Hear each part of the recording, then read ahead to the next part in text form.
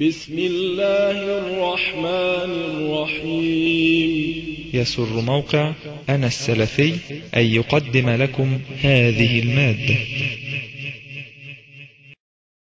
برضه السؤال بيقول الاتهامات من الشيخ محمد المقصود حيث طعن في الدعوة والحزب بالعمالة لأمن الدولة. هو شيخ أنا أتحفظ بقى على أنه يقال عنه شيخ بعد اللي قاله امبارح والأسبوع اللي قبليه. هذا لا يصلح أن يكون شيخا محمد عبد المقصود، لأن الفتاوى طبعا فتاوى باطلة منكرة وتناقض في الكلام وكذب وزور. هو التاريخ السابق لا يعني أن صاحبه أخذ صكا أن يفعل ما يشاء. أكاذيب يذكرها متتابعة. لا يقولوا عملاء لأمن الدولة ويتهم إيه كثير من علماء الدعوة. طبعا خصني بالذكر إن أنا بلغت عن 20 واحد ويقول معايا أدلة. طب أين الأدلة؟ ما هو مفيش دليل إلا الاعتراف أو تكون شاهد ساعة التبليغ. صح كده ولا غلط؟ إن أنا بملي بتوع أمن الدولة بقول لهم أساميهم هم دول ناس كذا كذا كذا. ما عندكش حاجة تانية مش كده؟ يا حاضر يا بلغك شهود عدول كانوا حاضرين. والشهود الحضور دول فين بقى؟ اقول لكم عارفين مين الشهود العدول دول؟ عنده اللي امن الدوله. والمهم ان امن الدوله ما بيشهدوش ب20 واحد. دول خدعوا بعض الناس فقالوا لهم زي ما انتم عارفين كانوا بيعملوا امن الدوله. وانا عارف اسم الراجل نفسه شخصيا اللي قال للناس. بس المشكله في من جاءهم فاسق عندهم على اقل الاحوال، والا فبعضهم يجعله ايه كافرا. ماشي. لكن انا بقول ان جاءكم فاسق يقوم يقول ذلك وينشره ليس لشيء الا للحقد على شخص بعينه ولمحاوله تشويه. هو في الحقيقه محاوله تشويه صوره رموز لاجل اسقاط الدعوه. والا فلما يتعمم الحكم ويتقال ان شيوخ كتير وقعوا في العماله لامن الدوله شيء عجيب جدا. هذا الزور والبهتان والكذب اللي بيقول انا دعيت للمباهله ومحدش رد عليا، وهذا كذب ايضا. اولا هو طلب مباهله على ايه؟ طلب مباهله على ان امن الدوله سايبنا علشان يضربوا الاخوان. طب وانت انا جاوبته على فكره في فتوى مذكوره تذكرت، يعني كنت بقول في البعض ان انا مش فاكر لان هي كانتش مباهله على فعل مني او قول مني. ده واحد عايز يباهلني على ان امن الدوله نيتهم كانت وحشه. طب وانا مالي؟ نية امن الدولة في يعني من اخبث ما يمكن، وانا مالي؟ كانت ان هم يسيبونا نشتغل عشان يضربوا الاخوان. طب نيتهم انا تباهلني على نية غيري؟ باهلني على نيتي انا. فعشان كده قول ان انت انا بقى المرة دي بقى انا اللي بقول اباهله على اني كنت قبل الثورة عميلا لامن الدولة بلغت عن 20 واحد، لانه ذكر واقعة مش بقى نية غيري. انا اقول كده انا امريكا صحيح امريكا وقطر سايبينه ليه؟ انا اقول بقى نيتهم كده، اقول تعالى باهلك على كده. انا مالي ومال نيه الاخرين؟ انا باهل على حاجه هو بيقولها. ان انت تعلم ده مش انا ما ردتش، لا انا رديت وقلت انا تعالى باهل على عمل انا عملته او قول انا قلته، ونقول للوقائع ما تباهلنيش على نيه غيري، ولان دي مش مباهله. لكن هو بيقول ده عميل وبلغ وفي شيوخ عملاء. انا اباهل عن نفسي في هذا الباب وانا مستعد لذلك. اما بقى الادعاء بانه هو ايه يقول عندي ادله، طب ما جبتهاش ليه؟ ما طلعها الادله من ساعتها. يقول لك انا معايا ورق. ما اكتب في ورقه قول لي انا ورقه هيكون مكتوب فيه ايه؟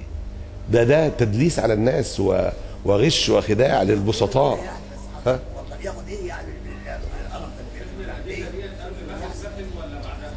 الادله دي والله ما اعرف. في هذا المكان سمعتموه يقول بخ لك يا ابن عبد المقصود بين فارسي الدعوه محمد اسماعيل المقدم وياسر برهان. صح كده؟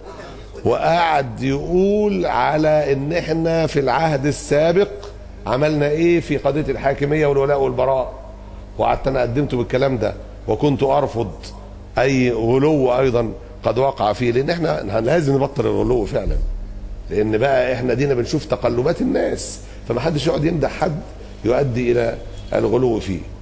اما بقى يقول لك ان في قاضي جه قال لكم، جه قال ان انت اعترفت من ضمن الاكاذيب انه يقول ان في قاضي من السعوديه جه في وفد علماء وان هو قال ان انت قلت ان مرسي ولي امر، وان احنا بنعمل كده بنخالفهم علشان نضغط عشان هم ما اعطوناش 7 وزارات. القصه دي اصلا طبعا انتم تعلمون جيدا انه عندما كان الدكتور مرسي وقبل ذلك وبعد ذلك، انا بقول من دلوقتي ان انا لا قلت حسني مبارك ولي امر، ولا مرسي ولي امر، ولا المجلس العسكري ولي امر، ولا اللي جاي ولي امر، ولا الموجود دلوقتي رئيس المؤقت ولي امر شرعي. انا بقول ده ايه؟ رئيس جمهوريه، كويس كده، بصلاحيات رئيس الجمهوريه في الدستور. ده كلام واضح في منتهى الوضوح، له صلاحيات محدده بالعقد اللي بيننا اللي هو الدستور، بيقول الرئيس ده له صلاحيات كذا، ما حدش يطالبني باكتر من الصلاحيات دي، ما ارتضيناش على ان هو ياخد صلاحيات اكتر. ما يجيش بعد ما يمسك يقول انا مش عايز اسيب، انا ولي امر. ولي امر في الاسلام لما يموت، مش كده؟ هقول له لا بعد 4 سنين تسيب، تعمل انتخابات تانية، وتعمل انتخابات بعد ايه؟ بعد 4 تانيين اذا انت كسبت، وملكش بعد كده حاجه. ليه؟ لاننا نريد بهذا الشرط منع الاستبداد، لان احنا عارفين ان الصفات مش موجوده. احنا عارفين ان صفات الخلافه والامامه مفقوده، لا في العلم ولا في الكفايه ولا في القدره على القيام بواجبات الدين واقامه الدنيا بالدين. فاحنا ما نجمعش بقى الى هذا النقص استبدادا وديكتاتوريه كما يقولون. القصه دي ان وفد جه كان المفروض يكون على راسه الشيخ ناصر العمر ومن يدورون في هذا الاتجاه الذي يسميهم الناس بالسروريين عشان هم بيحزنوا من ذلك، لكن هم في خلال هذا الاتجاه عموما عشان يكون معروف انه بعد وصول الاخوان لسدة الحكم كان لهم موقف مختلف تماما يعني منا ومنهم قبل ذلك. وهي الاتجاه ده عموما هو كان بذرة قطبية في بيئة سلفية، ولذلك ده البذرة دي بتبقى صغيرة عند البعض وكبيرة عند البعض، لكن المواقف كانت ايه؟ يعني اللسان طبعا كله سلفي في الاغلب الاعم، الا خلافا بيننا وبينهم وبين غيرهم حول قضية تارك جنس العمل، وتبديع من عند اكثرهم يعني تبديع من كفر من لم يكفر تارك الايه؟ الصلاة والزكاة والصوم والحج. احنا مختلفين في دي اختلاف حقيقي. احنا بنقول اللي يبدع في هذه المسائل مبتدع، اللي يبدع اللي ما يكفرش تارك الصلاة يبدع مالك والشافعي وابي حنيفة ورواية عن احمد يبقى مبتدع. وحاجة تانية مسألة تكفير تارك جنس العمل دي، المسألة دي مسألة انتم استحدثتموها ومستحدثينها محاولة لإيجاد مجهول الحكم، لإيجاد الطبقة الثالثة المتميعة، وكل تلامذة محمد قطب هم اللي جابوا هذه الفكرة التي لم تكن قبل ذلك، هم اللي نشروها والتقطها آخرون منهم ومن غيرهم من حتى المداخلة كمان. القضية دي قضية لم تذكر في كلام أهل السنة. المهم واختلاف سياسي بقى في التكوين. جماعة هم حاولوا في كل مرة، حاولوا مرات عديدة أن يكونوا جماعة أخرى رغم علمهم بوجود الدعوة السلفية. حاولوا يكونوها وكانت محدودة جدا في الثمانينات مع في دمنهور، ودول كانوا أقرب الناس إلينا يعني دائما اللي هم جماعة الدكتور هشام. وحصل خلاف في التسعينيات بسبب الطبقة المتميعة، وحصل شد جامد جدا لأن كان في محاضرة ألقيت وحضرها شهود وكتبوها وتوزعت عليهم ورق قيل لي بخط الدكتور هشام في مسألة الحكم على الناس مسلمين بلا شبهة كفار بلا شبهة طبقة متميعة. اللي كان في نفس التوقيت حصل ظهور كتاب ظاهرة الإرجاء. وظاهرة الإرجاء لما جه لنا أول ما جالنا مكتوب بالآلة الكاتبة سنة 96، جه على إيد هشام مصطفى اللي أسس ما عرف عندنا في الإسكندرية بالسلفية الجديدة، اللي أسسه بعد كده حزب اسمه الإصلاح، مش كده؟ مش بتاع دمنهور، بتاع اسكندرية هنا، أنا مش فاكر اسمهم. المهم إن الكتاب ده جالنا وكان فيه تارك جنس العمل وتارك الصلاة وتارك جنس العمل قبل الاستتابة وقبل إقامة الحجة حقيقته مجهول الحكم. اتعدلت في الرسالة المطبوعة إلى حقيقته محل بحث ودعوة ونظر، فعرفنا إن الفكرة كان بيدار حولها، وإن كلمة مجهول الحكم دي كان مطلوبة. فعشان كده نزلنا كتاب الرد على ظاهرة الإرجاء، ظاهرة الإرجاء قراءة إيه؟ نقدية. وما نزلتوش تاني بعد حوار حصل بيني وبين الدكتور سفر، وقال فيه إن الخلاف بين في تكفير تارك الصلاة وتارك المباني بس كان بعد ما الجلطة أصابته، قال لي خلاف بين أهل السنة وأهل السنة. قلت له ده خلاف بين أهل السنة والمرجئة ولا بين أهل السنة وأهل السنة؟ قال لي خلاف بين أهل السنة وأهل السنة. فقلت له طب حضرتك ما تنشر هذا الكلام يحل كثيرا من الإشكال. فقال لي أنا لا أستطيع الكتابة الآن ونحو ذلك. قلت له طب أنا هكتب وأبعت لحضرتك الكتاب، وحضرتك تعمل مقدمة نحل الإشكال بين أهل السنة وبين السلفيين في هذا الباب. فوعد بذلك، وألفت الكتاب بتاع تحقيق مذهب شيخ الإسلام ابن تيمية في ترك الصلاة، وضمنته ان ايه اللي ممكن يبقى يتقال في قضيه تارك الصلاه وتكفير تارك جنس العمل، وشرحت لكم هذا البعد هندرسه في الكتاب ده. فارسلت له فقالوا الشيخ لا يقدم لاي كتب. ايه؟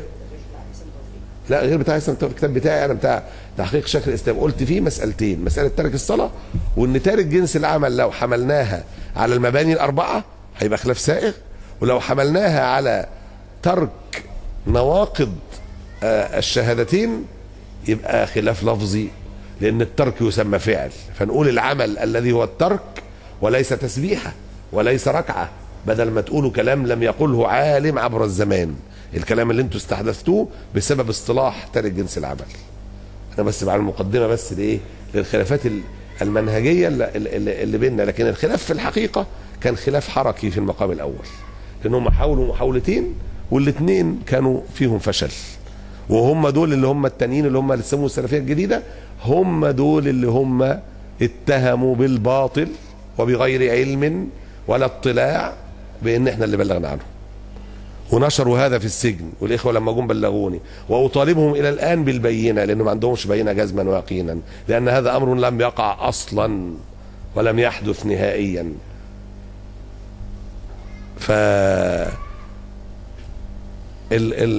القضية ان جاء الوفد ده كان المفروض يرأسه الدكتور ناصر لمحاولة التواصل مع الإسلاميين كلهم، وان هم يقولوا هنقعد معاكم ومع الهيئة الشرعية ومع الإخوان المسلمين عشان يشوفوا الإشكال اللي حصل بعد قضية المبادرة.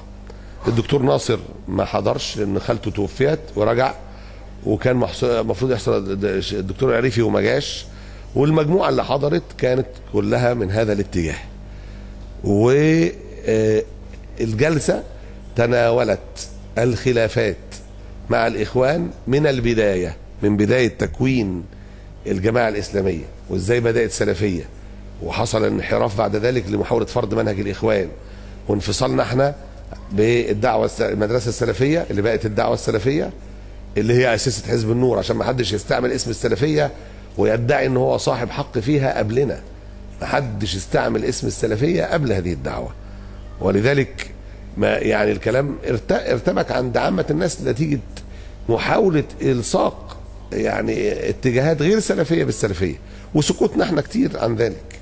المهم فاستعرضنا هذا التاريخ وقلنا الجماعة الإسلامية في الصعيد سلكت مسلك العنف، وحاولوا ان هم يضموا السلفيين لهم في احداث قتل السادات، ورفض الدعوه المدرسه رفضت ذلك، كانت ممثله في الشيخ محمد، ومحاولات متعدده الشيخ ابو ادريس حكاها في محاوله ايه يعني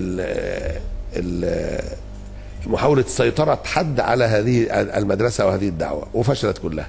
المهم حكينا تاريخ مع الاخوان في مواقفهم المختلفه واقوالهم في قضايا الحكم والولاء والبراء وقضايا الشركيات المتعلقة بالغلو واصحاب القبور، والمتعلقة بالديمقراطية والتحالف مع القوى الليبرالية، وبعدين دخلنا في موضوع الثورة وايه الاتفاقات التي ده كان قعدنا نتكلم في مدة طويلة في ما حدث. اتفاقات التي نقضوها واحدا واحدا، أولها كان ميثاق الشرف المتفق عليه بيننا ومنشور في جريدة النور ومنشور في جريدة الحرية والعدالة ومنشور في المواقع بتاعتنا، ميثاق الشرف في الانتخابات الذي كان فيه بنود محددة ومن ضمنها منع التزوير. وأنا دلوقتي بطلب من الإخوة يعملوا حاجة هاشتاج كده، لأن أنا كنت هممت أن أفعل أياميها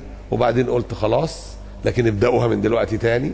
كل واحد عنده واقعة في تزوير الانتخابات البرلمانية ضدنا يروح يذكرها. أنا اللي وصلني ما هو متواتر من جميع المحافظات، وأنا بطلب من الإخوة نفتح بتاعة كده ونحط عليها كل واحد عنده قصة عارفها عما فعله الإخوان من نقض الاتفاقات، فشرحناها بالضبط بالاتفاقات اللي كانت يوم الذهاب لمقر الحرية والعدالة مع الدكتور محمد مرسي، اللي اتفقنا فيه على ميثاق الشرف، لأن هم اللي رفضوا إن احنا ننسق، وهم اللي رفضوا. قال الدكتور محمد مرسي قال لي it is too late. أنا فاكر بالضبط هذا الكلام. قلنا له خلاص احنا هننزل، اللي يقول لك انتوا نازلين على كل مقاعد منافسة للإخوان. طب ها it is too late يعني متأخر جدا، مع ان هو في الحقيقة كان طلباتهم اللي كانت في اسكندرية عن طريق احد الاطباء الزملاء ان ما تخليكم انتوا المرة دي وبلاش تنزلوا خالص واحنا هنكفيكم ما تريدون. قلنا لا، احنا لنا تصور معين ولا بد ان يكون لنا ممثل فيه. طب ما تاخدوا 5%؟ قلنا لا، احنا متشكرين جدا على العرض بس احنا مش قابلين 5%. وبعد كده بقت it is too late. it is too late دي خلتنا ان احنا خلاص هننزل مستقلين وانضم لينا الحزب اللي الدكتور محمد عبد المقصود قال ساعدوني في تكوينه، اللي هو حزب الأصالة بتاع اخوه. وبعد كده وانسحبوا هم من التحالف الديمقراطي، وبعد كده طلبوا مننا ان احنا نتحالف معاهم وتحالفنا. والدكتور محمد المقصود كان بيقول ايه؟ كان دايما يقول انتخبوا الاخوان ما انتخبوش اخويا. اخوه ده كان تبع. طب انت اللي طلبت مني صراحه في الحلقه اللي بيتعمد نسيانها، اللي هو بيقول ان انت قلت او اتباعك بيقولوا من لم يقرأ منا فليس منا. الكلام ده كان في جلسه في الحصري، وقلنا لهم هو في حد عاقل يقول الكلام ده؟ انا اول مره اسمع الكلمه دي حقيقي، كنت اول مره اسمعها. قال لا ده بيقولوا. قلت له خلاص. المهم الشيخ محمد حسان ساعتها راح جاي قايل طب ما تطلع على البتاع وتتبرأ بالكلام. قلت له وماله قوي، هو في عاقل يقول الكلام ده؟ وطلعت وقلت وما زال يحاول اتهام الاخوه بذلك، بان انا ما اعرفش مين اللي قال من لم يقرأ منا فليس منا ده، والا فليس احد من تلامذتي قطعا يقول ذلك، وحد اتعلم مننا يسمع الكلام ده. المهم القعده دي طرحنا فيها نقض ميثاق العمل، نقض الميثاق الشرف اثناء الانتخابات، المحاولات اللي حاولوا فيها اقصائنا تماما لما دخلنا مجلس الشعب، وايه اللي خلاهم يقبلوا ان احنا نبقى موجودين في اللجان وفي وكاله المجلس، وبعد ذلك ايه المحاولات المستميته في اسقاط الحكومه، وان احنا قلنا لهم ده فاضل شهرين 2. الاتفاقات التي وقعت تمت قبل تأييد الدكتور مرسي وبنودها، فانا بطرح لهم ايه الحاجات اللي نقضوها مبادره ما قبل اعلان الرئاسه. انا بشرح كل حاجه، فهو من ضمن ذلك بنود مبادره او من بنود اتفاق تأييد الدكتور مرسي الذي كان في مكتب الارشاد بحضور المهندس خيرت الشاطر وبحضور الاستاذ عصام الحداد وبحضور الاستاذ اسامه ياسين. المهم ان الجلسه دي والاستاذ غزلان تم فيها الاتفاق على اول بند هو قضيه الشريعه في الدستور. قالوا لنا احنا عايزين الشريعه بس نعمل ايه للليبراليين اللي معانا؟ قلنا لهم نعمل واحد من 3، يعني نلغي كلمه مبادئ، يعني نفسر كلمه مبادئ، يعني نحطها في استفتاء مستقل في الدستور. حل منطقي جدا. فخلاص قالوا طب ماشي هنعمل. قلنا لهم هذا كان اول نقد الاتفاقات في اللجنه، كلهم قدموا، وعندي الورق بتاعهم، كلهم مقدمين مبادئ الشريعه الاسلاميه بلا تفسير ولا عرض على استفتاء ولا حذف لهذه الكلمه. ماشي كده؟ تاني حاجة كانت من دون هذا الاتفاق الشراكة الحقيقية في مؤسسات اتخاذ القرار، لان احنا في الحقيقة مش عايزين سلطة، احنا عايزينهم ما يخشوش في الحيط، لان ومخايفين من محاولتهم الاستئثار ومحاولة هدم الكيانات الإسلامية. فقلنا الشراكة الحقيقية وتكوين الهيئة الجامعة التي تعرض عليها القرارات المصيرية، علشان يبقى فيه للرئيس داخل مؤسسة الرئاسة من اللي اقترحها كان مين؟ كان خيرت الشاطر. فقالوا تمام موافقين وكله تمام معانا. وقلنا يبقى فيه نائب للرئيس سلفي، نائب الرئيس يبقى سلفي. فقلنا قالوا ماشي واتفقنا على ذلك. ده للعلم يعني ما يعتبرش نقد، لان احنا اللي اتنازلنا عنه في بعد الدكتور مرسي ما بقى رئيس. قلنا له اذا كنت مضطر تعين نائب نصراني في مقابل ما تعين نائب سلفي، احنا متنازلين، ولا تكن اول من عين نائبا نصرانيا، لان هذا سيترتب عليه ان ده يمكن ان يكون رئيسا ولو مؤقتا في بعض الاوقات، وهذه قضية احنا شايفينها مخالفة لنصوص الكتاب. ماشي كده؟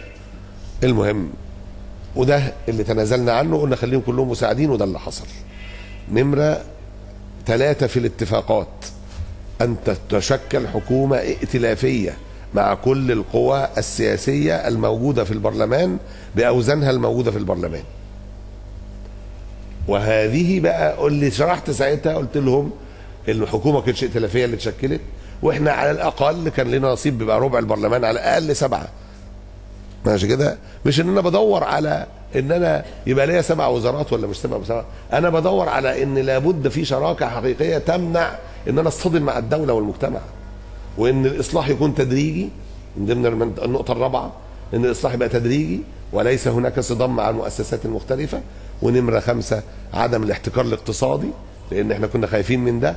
ونمره 6 عدم محاولة هدم الكيانات الإسلامية.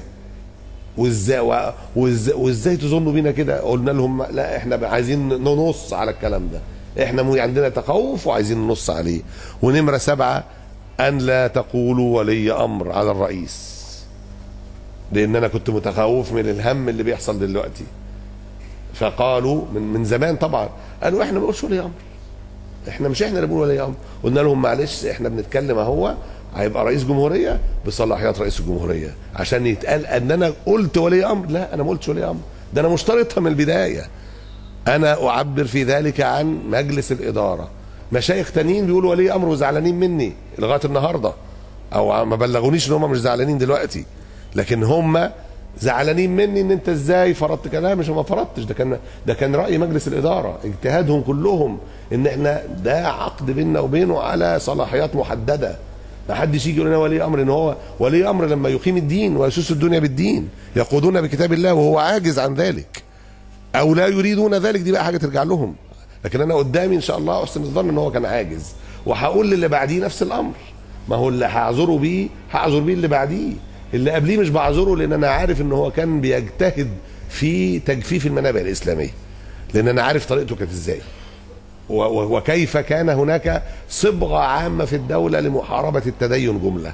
أنا لا أرى ذلك في الدكتور مرسي ولا في المجلس العسكري الفترة اللي فيها اللي حكم 1.5 سنة قبل الدكتور مرسي، وإن شاء الله له موجود دلوقتي في ال8 شهور اللي عدوا، ويرجى ان هذا يستمر فيما بعد ذلك، ان مفيش حرب ضد الاسلام، بالعكس هناك قبول لقضيه مرجعيه الشريعه وتوضيحها في مرجعيه الشريعه وقضيه الحقوق والحريات من السلطه الحقيقيه في البلاد في ذلك الوقت، وهم الذين تجاوبوا معنا في هذا الباب من جهه التأصيل.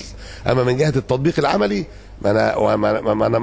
ما نجحتش فيه مع الدكتور مرسي، فانا مش هطالب بيه الا لما يحصل تهيئه صحيحه. هطالب بيه طبعا، اقصد بس مش هحاسب عليه ان من خالفه طاغوت محارب للاسلام الا لما نتاكد من حصول ذلك، يكون قادر ومع ذلك بيحارب بالعكس.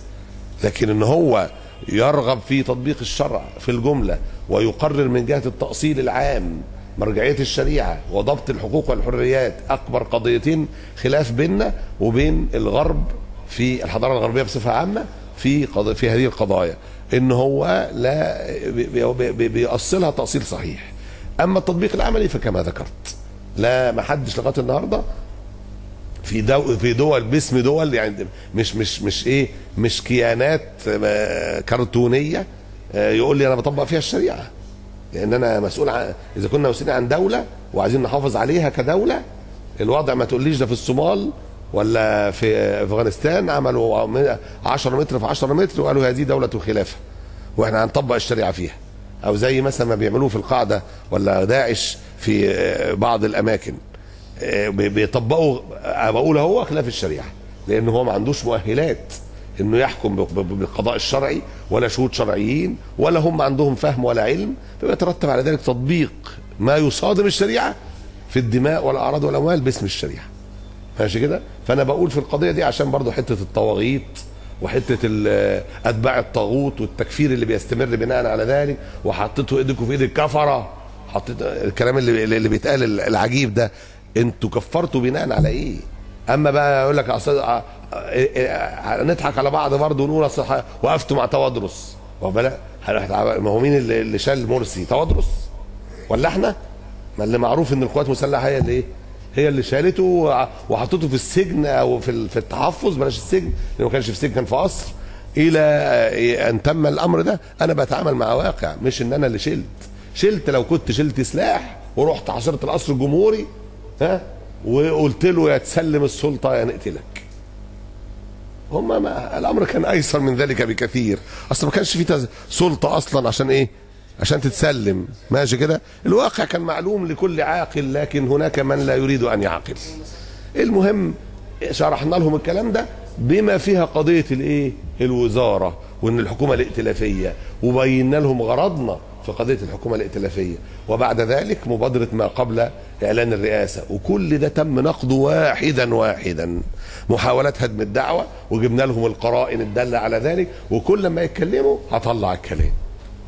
انا بتكلم على وقائع انا شاهد عليها واخواني شهود عليها، وعندي كلام مؤكد في ذلك. محاولات هدم الدعوه مستمره الى الان، كانت قد بدات، والتفصيلات اللي طلعت اللي تسربت مش بارادتنا والله، اللي تسربت ان هم قرفونا بتوع اسكندريه موجوده، بس مش انا اللي مسربها ولا انا سجلتها، ماشي، ولا انا اللي مسكتها.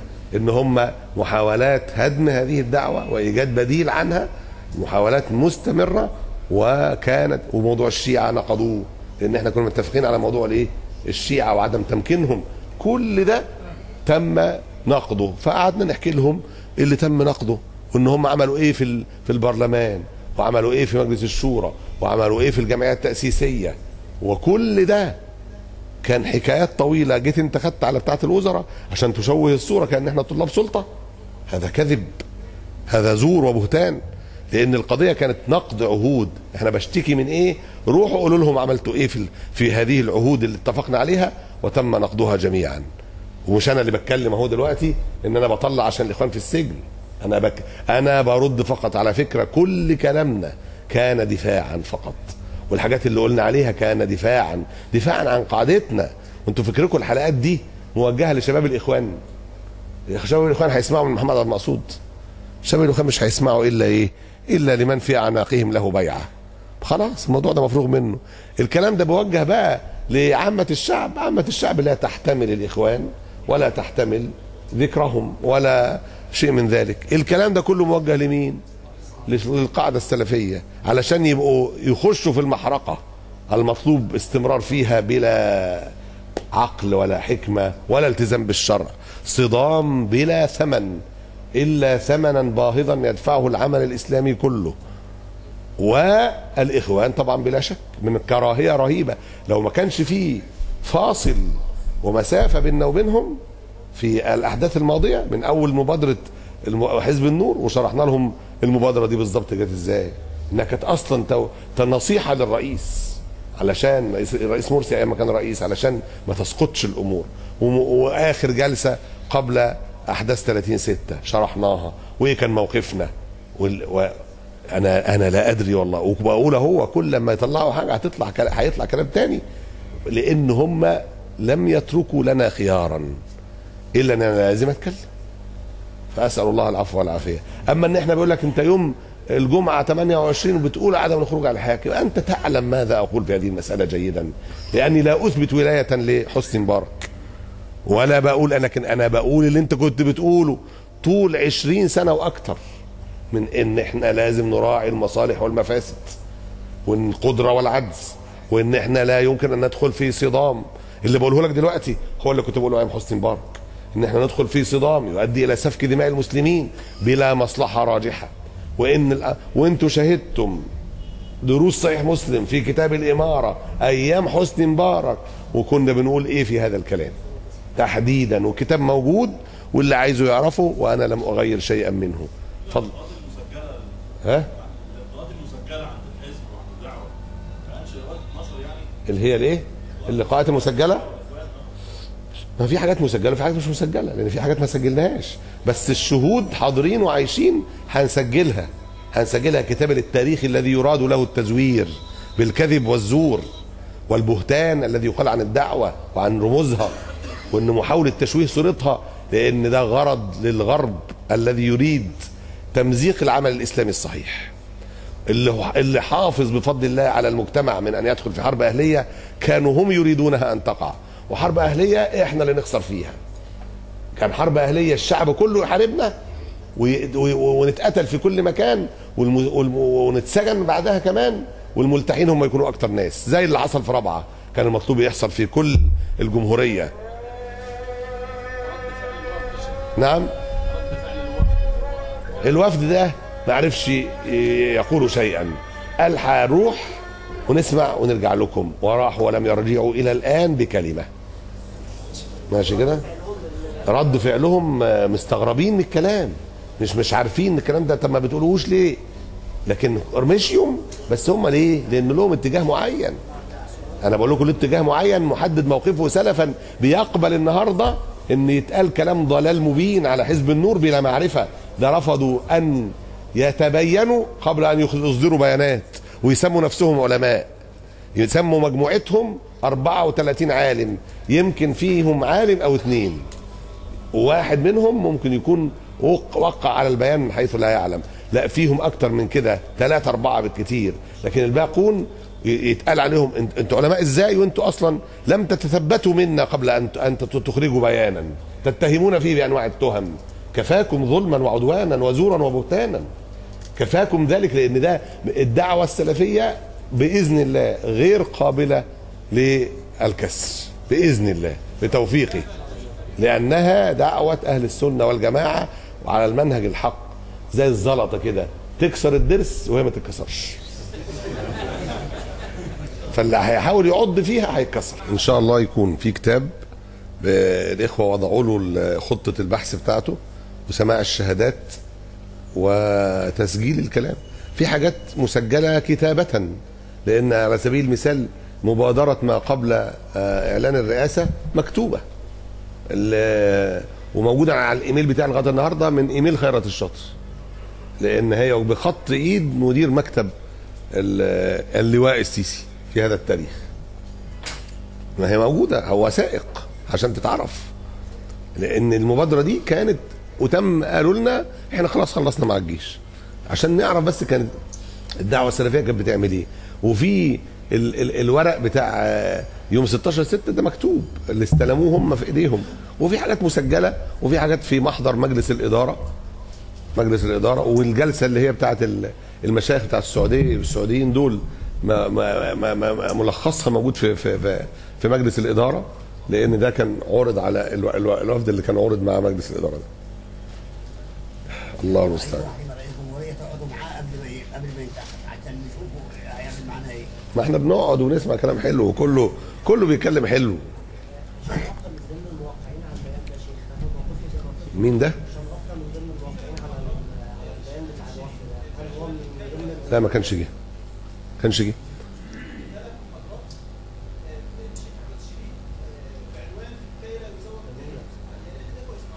محاضرات احمد الشريف 3 محاضرات بعنوان كي لا يزور التاريخ. احمد جايبها من مجلس الشورى، الشيخ احمد الشريف جايبها من تاريخ مجلس الشعب اللي دخلوا وقرأوا ازاي وايه اللي تم من نقد للعهود مرات ومرات إلى الله المشتكى. وبعد كده من الذي خان؟ من الذي نقض العهد؟ ويتقال على الإخوة أن هم خونة وعملاء. نسأل الله العفو والعافية وحسبنا الله ونعم الوكيل.